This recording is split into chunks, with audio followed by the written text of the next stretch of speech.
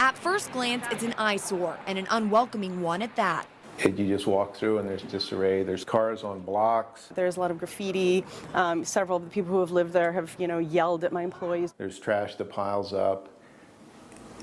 There's no one taking care of the place. Neighbors say the cluster of buildings is all owned by Tom, a longtime resident who runs a tea house near campus. At one point, there was a belief that this was supposed to be a second tea house, but neighbors say the tea didn't sell, and neither did the aquariums or the antiques he tried to market. Now it's a few vacant rundown houses in an apartment complex that has some people asking questions. I don't know if it's Section 8 housing. I don't know who pays for it, but the people that live there aren't being taken care of fairly. It just definitely looks almost like a health hazard on some level. But Tom's place, as neighbors call it, has been like this for years. And Jim Peterson, who owns Trips across the street, says it's getting worse. It's surprising. I mean, we look at it, and I've talked to neighbors, and it's like, how can this go on?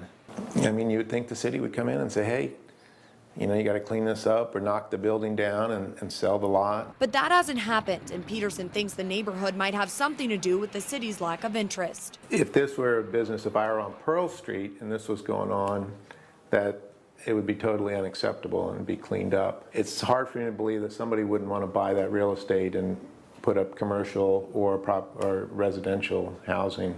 I figure, live and let live.